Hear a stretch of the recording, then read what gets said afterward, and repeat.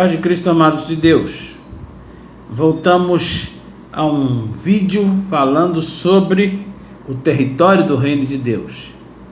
E hoje, de forma especial, particular, quero falar sobre o assunto que se refere à pessoa de Jesus.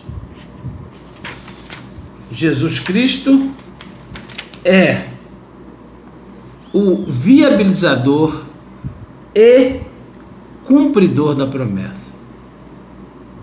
Nós vimos ontem que o texto de Apocalipse, quando o anjo toca a 7ª trombeta, anunciando a volta de Jesus, a vinda de Jesus para a terra novamente, nós vimos que vozes no céu anunciam que os reinos do mundo se tornaram do Senhor e do seu Cristo.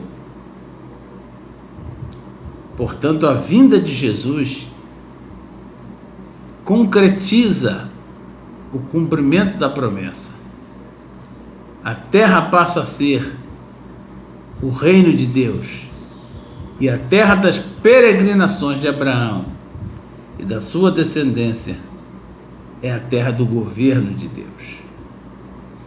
É muito interessante nós observarmos o fato de que, nos dias de hoje, tirando pelo evangelho pregado, a mensagem evangelística, assim gostam de chamar, temos a impressão de que há uma minimização do ministério de Jesus a realizar.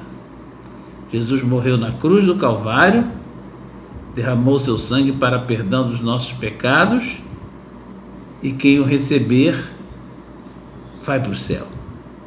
Esse é o centro da palavra. Mas nós vemos na Bíblia um relato dizendo que quando Deus estabeleceu o seu reino antes da fundação do mundo, o fez em Cristo Jesus. Portanto, Jesus passa a ser o centro dessa promessa. Olha o que nos diz Efésios no capítulo 3, versículo 11. Segundo o eterno propósito, já expliquei, é o propósito de Deus que ele estabeleceu na eternidade que passou. Por que a gente pode falar isso? Porque o texto diz assim: segundo o eterno propósito que estabeleceu. O verbo está no passado, logo o eterno é no passado, não é o eterno futuro, a eternidade futura, é a eternidade passada. Segundo o eterno propósito que estabeleceu em Cristo Jesus, nosso Senhor. Todo o propósito divino, inclusive a promessa feita a Abraão e a sua descendência, ela está baseada na pessoa de Jesus Cristo. E Jesus, por isso, ele viabiliza o cumprimento da promessa. Ele é a peça-chave do cumprimento dessa promessa. Por exemplo, Hebreus capítulo 9, versículo 15 diz assim: por isso mesmo, ele é o mediador da nova aliança. Ele quem? Jesus. A fim de que, intervindo a morte, para a remissão das transgressões que havia sob a primeira aliança. Ontem nós falamos que muitas pessoas abandonam a promessa feita a Abraão e a sua descendência por causa do fracasso da primeira aliança. Mas olha só, Jesus vem intervindo com a morte para a remissão das transgressões que havia sob a primeira aliança. Recebam a promessa da eterna herança aqueles que têm sido chamados. Então, Jesus Cristo viabiliza o cumprimento da promessa, porque a sua morte na cruz torna sem efeito a condenação da primeira aliança. Paga o justo preço estabelecido por Deus. Jesus vai à cruz do Calvário e paga o preço. Sim, senhores. Por exemplo, quando lemos Gálatas capítulo 3, versículo 22, diz assim: mas a Escritura encerrou tudo sob o pecado, para que, mediante a fé em Jesus Cristo, fosse a promessa concedida aos que creem.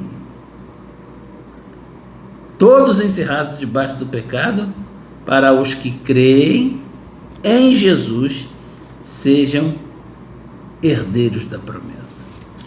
Você está acompanhando desde 3 vídeos atrás o estudo dessa promessa feita a Abraão e a sua descendência. Como ela é importante. Ontem nós tivemos a oportunidade de ver que Deus jurou por si mesmo, querendo tornar de forma clara a segurança, a certeza na promessa. E a igreja nem toca. A promessa da igreja é ir para o céu. E tá bom, e basta. E vamos em frente. Completamente errado. Completamente desafinado. Porque o que nós vemos aqui é a palavra colocando Jesus como centro do cumprimento da promessa. Vocês podem perceber que não há um texto aqui que tenha dito que por causa de Jesus nós vamos para o céu. Todos eles falam que a promessa será cumprida. Olha Hebreus capítulo 11, versículos 39 e 40. Esse texto eu vou até evitar de tocar mais profundamente no significado desse texto, porque ele traz revelações profundas que precisa de preparo para poder anunciá-la. Mas olha só o que diz. Ora, todos estes que obtiveram bom testemunho por sua fé, não obtiveram, contudo, a concretização da promessa. Esse texto aqui é de Hebreus 11. É o fim do texto dos heróis da fé. Aqueles heróis da fé que a gente lê aquele texto de Hebreus 11, lá no princípio, e a gente fica desejando ter a fé daqueles homens. Mas olha só. Ora, todos estes que obtiveram bom testemunho por sua fé, não obtiveram, contudo, a concretização da promessa, por haver Deus provido coisa superior a nosso respeito.